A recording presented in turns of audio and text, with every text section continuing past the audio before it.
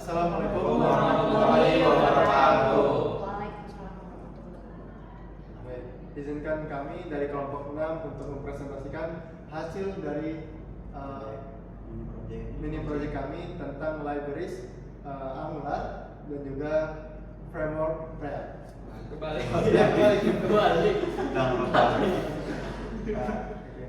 Perkenalan diri dulu, guys. Sebelum itu perkenalkan dirinya.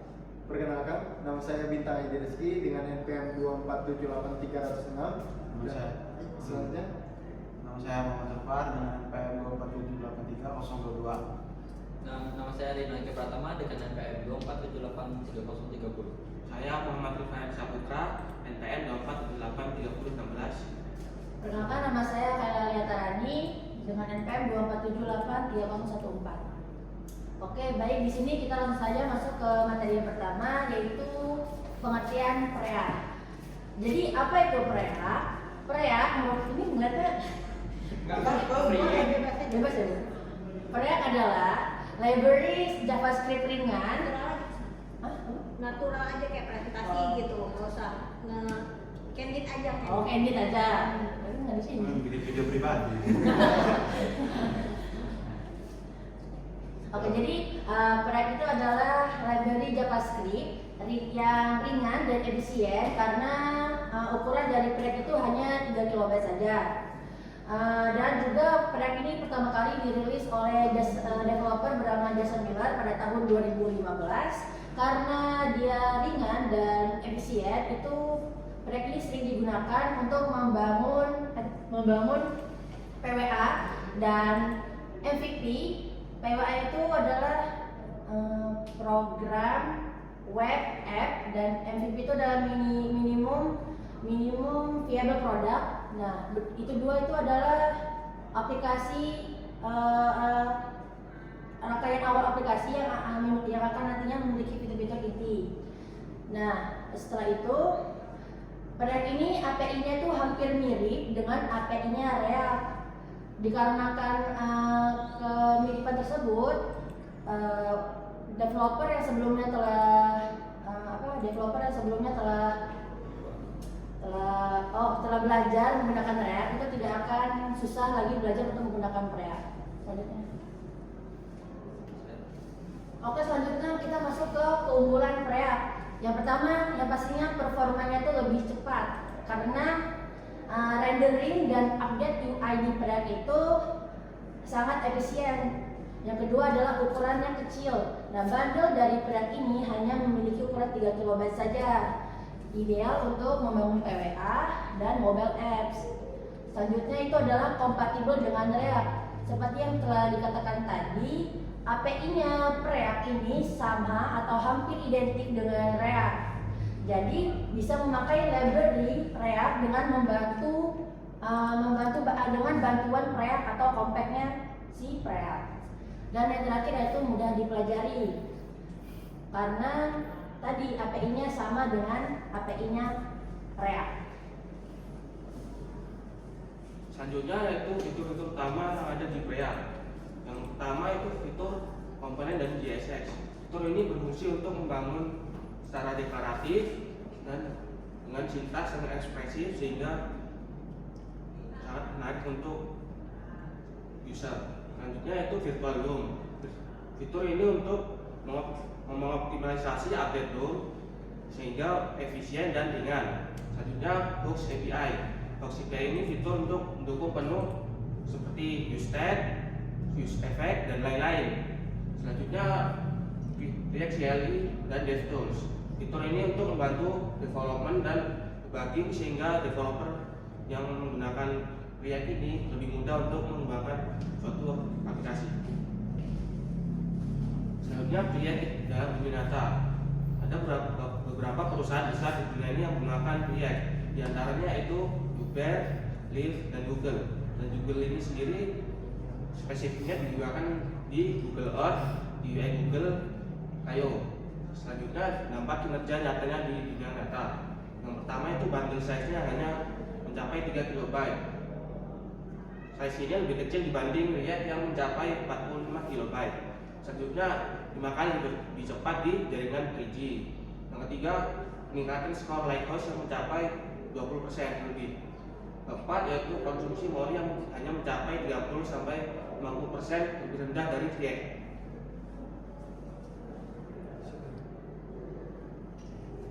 Untuk kelebihannya sendiri, React ini itu dari ukuran aja itu rendah daripada React, yang dimana untuk ukuran dari React ini sekitar 3 KB, dan kemudian di dalam fitur-fitur React ini terdapat beberapa fitur yang unggul, seperti terdapat fitur virtual room itu apa? Itu seperti cara cepat untuk menampilkan perubahan. Jadi si React ini kalau misalnya ada perubahan mungkin akan lebih sedikit untuk merubah beberapa detail di perubahan tersebut. Kemudian si React ini juga terdapat hooks atau API yang disebutkan tadi, itu terdapat as, effect, dan stage dan lain-lain, yang dimana as stage salah satu fiturnya itu as stage itu untuk menyimpan atau merubah ini penyimpanan, dan kemudian as effect itu untuk menjalankan kodenya. Dan juga di React ini performanya tinggi, walaupun ukuran dia sekitar 3 KB, dan juga mendukung sintak JavaScript modern yaitu JSX, yaitu dimana penulisan kode HTML di dalam JavaScript. Untuk kekurangannya sendiri itu fitur React.js ada beberapa yang tidak tersedia, dimana kita harus menginstal lagi beberapa fitur di React. Misalnya itu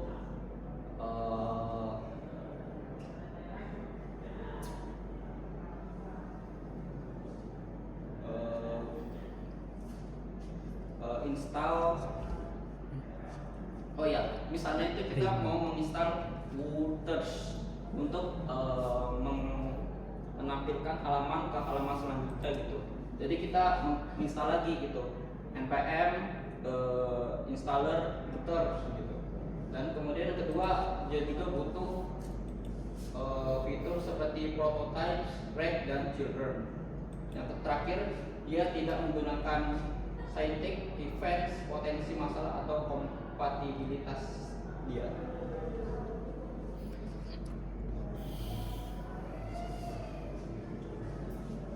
Selanjutnya itu adalah framework Angular. Framework Angular itu adalah framework open source yang berbasis TypeScript yang dikembangkan oleh Misko Hevri dan Adam Abons. Itu pertama kali dikembangkan pada tahun 2010. Kemudian dikembangkan lagi pada tahun 2016 oleh Google, itu menjadi Angular modern. Framework ini digunakan untuk membangun sebuah aplikasi web berskala besar itu dan kompleks, itu berbasis SPA atau single page application, dengan menyediakan fitur lengkap seperti data binding, dependency injection, dan routing, yang membuat perkembangan lebih terstruktur, interaktif dan efisien. Nah, selanjutnya sudah saya jelaskan tadi, evolusi Angular itu pertama kali dirilis pada tahun 2010 yang bernama AngularJS. Itu versi awal itu berbasis JavaScript dan populer untuk SPA atau single page application. Kemudian Angular yang kedua itu pada tahun 2016 dibangun ulang secara total dengan TypeScript, menjadikan Angular ini menjadi lebih modern. Kemudian versi terbaru yang sampai sekarang ini, Angular 4, hadir dengan peningkatan performa keamanan dan fitur-fitur baru secara berkala.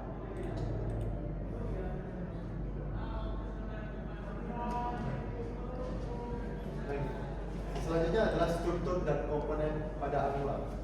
Nah, dalam struktur dan komponen Angular ini terdapat tiga struktur. Ya, salah satunya adalah komponen. Komponen ini berisi tentang template suatu code HTML dan class TypeScript dan juga metadata. Lalu yang kedua ada modul. Modul ini tempat untuk mengelompokkan komponen, layanan dan interaktif dan direktif menjadi satu unit fungsional. Lalu yang ketiga adalah child. Child ini adalah suatu perintah ng generate komponen dan perintah ng generate modul, yang dimana perintah itu bisa mempercepat pembuatan struktur aplikasi.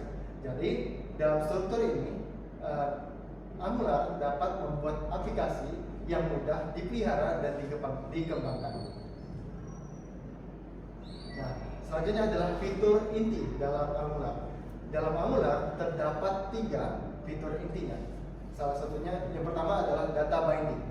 Data binding ini terdapat fitur yang namanya interpolasi, property binding, event binding, dan two-way binding. Lalu yang kedua adalah service. Nah, service ini bisa menyimpan logika bisnis yang bisa dipakai lintas komponen dengan injectable. Lalu yang ketiga adalah routing. Routing ini dapat menavigasikan antar halaman dengan router online, URL unik, dan router link. Jadi dengan fitur-fitur ini, Angular dapat memungkinkan kita membangun aplikasi SPA yang sangat terstruktur dan interaktif. Oke, seperti tadi, Preact juga punya kelebihan dan kekurangannya. Lalu ini adalah kelebihan dan kekurangan dari Angular. Nah, kelebihan dari Angular adalah salah satunya adalah arsitektur modular dan terstruktur. Dia dapat membuat aplikasi yang dapat terstruktur dan arsitektur. Lalu yang kedua adalah CLI yang mempermudah pembuatan dan pengujian. Lalu yang ketiga, dia memiliki dukungan yang resmi dari pihak Google. Jadi dia lebih ada dukungan daripada Google sendiri.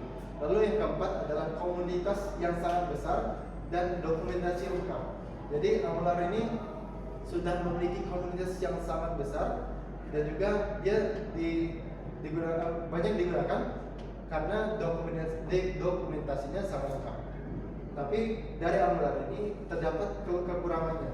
Yang pertama adalah kurva belajar cukup curam. Jadi kurvanya cukup sulit untuk kita pelajari. Lalu yang kedua adalah overhead lebih besar dibanding library dengan seperti Preact. Jadi Angular ini sangat besar daripada Preact. Lalu yang ketiga, tidak cocok untuk proyek kecil yang butuh waktu cepat. Jadi dia perlu waktu lama untuk membuat sebuah aplikasi. Selanjutnya di sini terdapat instalasi Angular yang berada dalam command prompt, yaitu pertama kita membuka folder ini tempat Angular tersebut, kemudian klik npm install -g @angular dari sini klik ini didapat dari web resmi dari Angularnya. Kemudian akan muncul seperti ini. Kemudian kita ketik lagi ng version, kemudian akan keluar bacaan Angular seperti ini. Selanjutnya di sini kita diberi petunjuk seperti yes atau no. Di sini klik yes, lalu di sini keluar ya format would you like to use CSS. Di sini pilih yang HTTPS developer Mozilla.org ini. Kemudian dia keluar seperti create ini. Selanjutnya kita ketik lagi untuk mencari cd Angular. Nah, kemudian cd belajar Angular. Selanjutnya di sini npm start. Kemudian di sini keluar insert. Untuk setelah itu muncul ini dan keluar localhostnya. Nah, seperti ini localhostnya. Untuk itunya, untuk hasil mini projectnya nanti di laptop.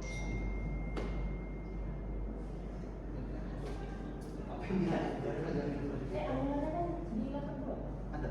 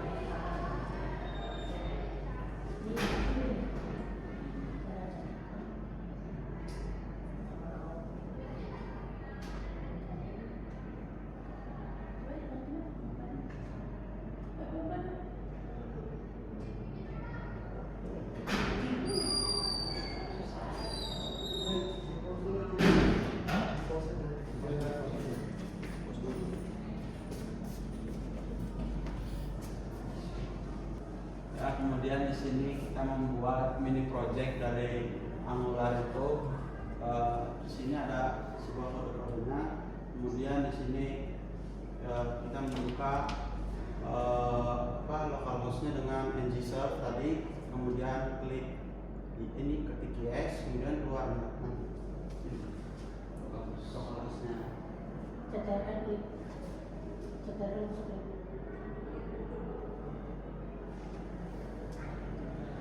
Nah, di sini adalah sebuah mini project dari Angular tersebut yang menggunakan dari localhost-nya.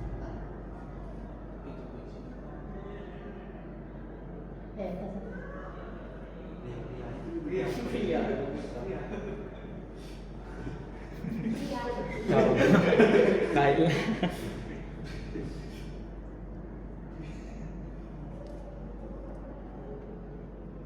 Nah, dari setelah diinputkan itu akan muncul data yang telah kita masukkan tadi, seperti name-nya, namanya, jenis kelaminnya, jurusan, dan komentar yang kita ketikkan dari skema tadi.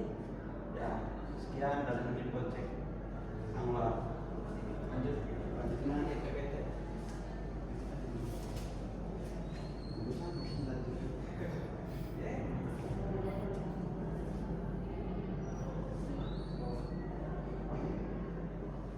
Masih ada.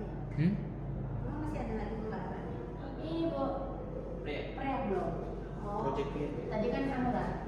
Ini dua. Masih enggak? Oh, dua gitu. Kalau kita kan jadi satu.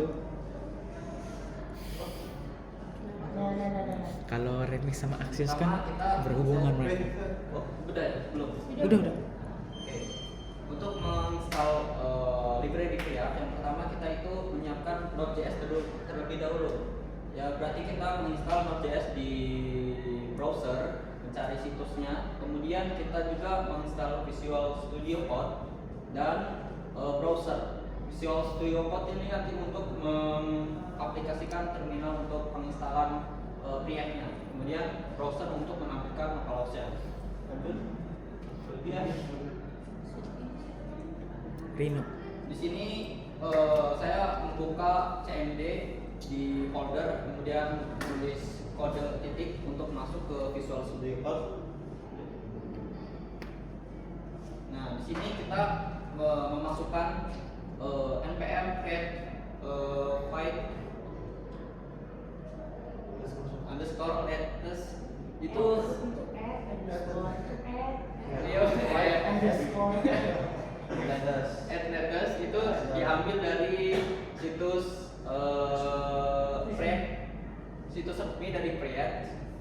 Kemudian di sini nanti akan menampilkan pilihan no atau tidak, no atau yes.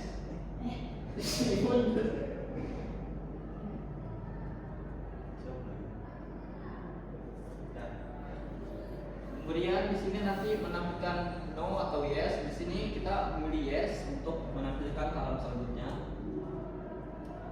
Nah, di sini kita memasukkan nama project yang ingin kita masukkan. Kalau misalnya sudah ada nama, kita klik titik aja. Kalau misalnya belum, kita menulis nama project yang ingin kita buat. Setelah kita membuat nama, kemudian kita memilih library apa yang ingin diinginkan. Di sini kan karena kita memilih Preact, jadi kita memilih Preact. Nah, setelah memilih library-nya, kemudian kita memilih variannya untuk TypeScript atau JavaScript, JSX. Nah, untuk tahap penginstalan sendiri, kita membuka Visual Studio Code, kemudian kita membuka terminal, kemudian setelah itu kita panggil namanya folder project tadi, yaitu dengan mengetik cd preact, kemudian dilanjut dengan npm install. Belum.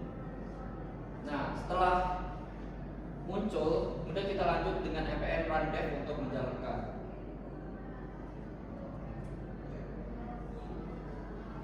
Nah, setelah diketik npm run dev akan memunculkan localhost yang dapat dibuka di browser.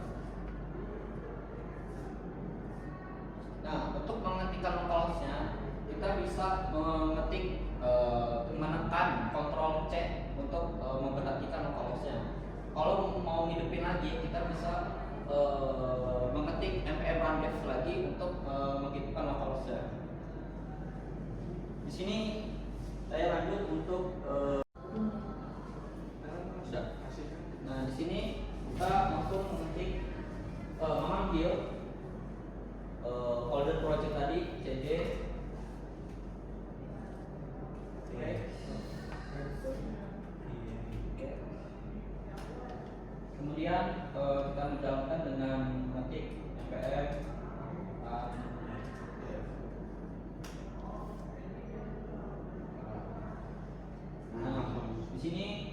muncul lokalnya langsung saja.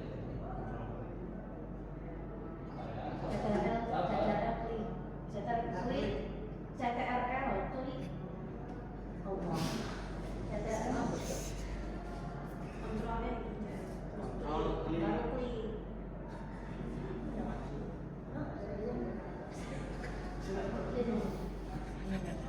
Ke halaman selanjutnya yaitu di bagian sini.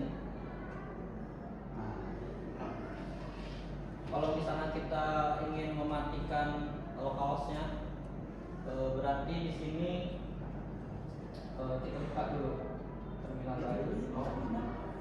Itu Rino. Udah. Situ. Di sini kita klik Ctrl C. Nah, nanti localhost-nya akan berhenti.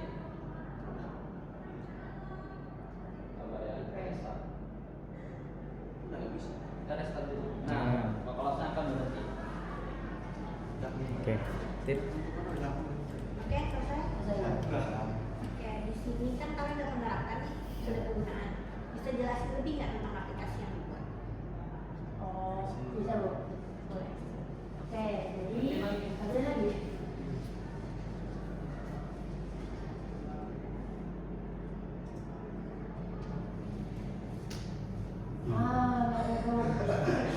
Itu dulu yang tadi. Alamak.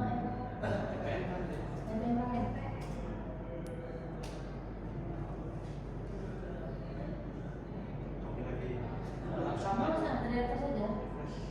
Tadi udah bisa. Oke, jadi di sini kita membuat aplikasi input data mahasiswa untuk pendaftaran. Jadi di aplikasi ini nanti mahasiswa yang ingin mendaftar atau orang yang ingin mendaftar itu bisa memasukkan link terlebih dahulu, bebas. Terus selanjutnya nama lengkap. Selanjutnya jenis kelamin, terus pilih jurusan yang akan masuk. Selanjutnya ini komentar ini opsional, diisi tidak apa-apa, tidak diisi juga tidak apa-apa. Jam data nanti akan muncul inputannya di bawah sini. Nah, di sini sebenarnya ini selanjutnya tuh nggak usah.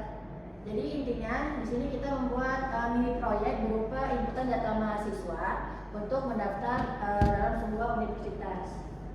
Kita cuma sampai situ aja sih Bu, karena kita kemarin baru nyoba-nyoba, terus ya gitu. Itu menunya ada dua ya? Menu Itu menu di atas itu menu bukan? Iya, ini tapi nggak bisa pencet Bu. Bisa. Bisa. Oh yang ini ya? Oh Itu iya. yang apa? Itu yang tentang. Ini yang tentang. Oke. Selanjutnya yang Yang tadi beranda. itu beranda. Nah, beranda itu yang awal itu.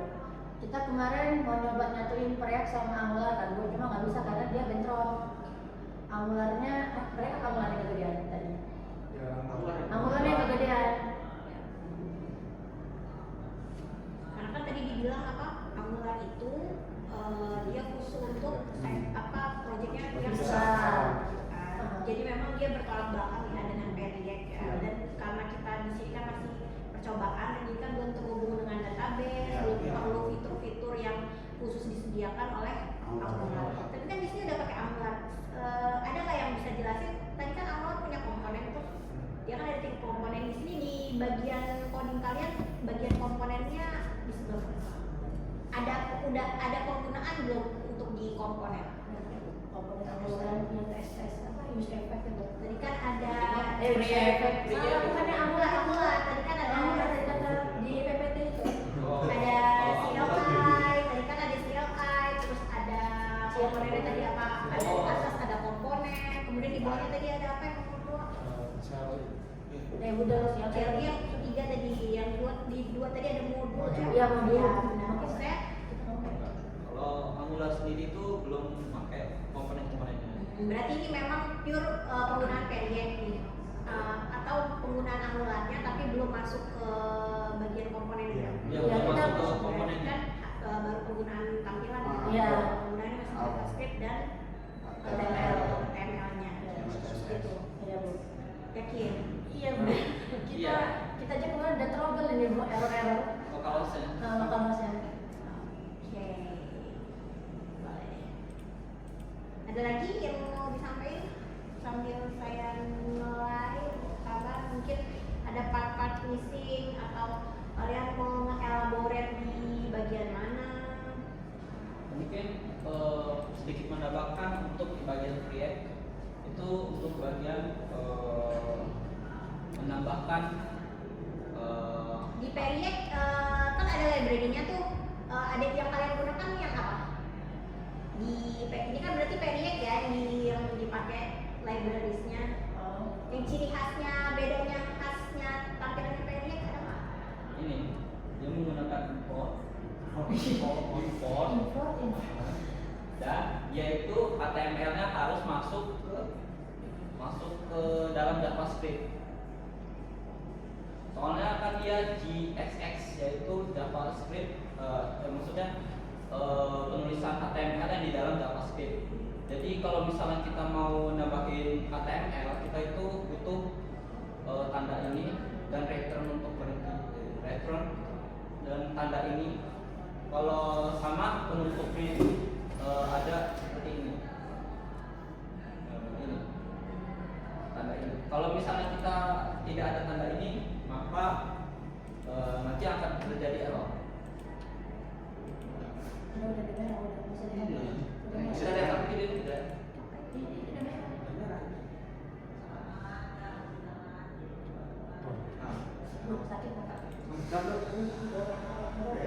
Nanti di akan menampilkan seperti ini. Jadi solusinya kita menambahkan tanda tadi untuk buka Yang fungsinya untuk menandakan memasukkan apa namanya kode HTML. pada HTML-nya di antara JavaScript gitu. Iya, kode HTML di dalam JavaScript. Karena memang penggunaannya begitu kan? Iya. Nah, Cukup?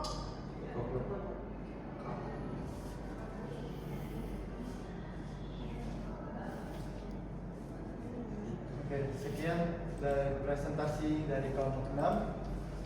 Kami akhiri. Wassalamualaikum warahmatullahi wabarakatuh.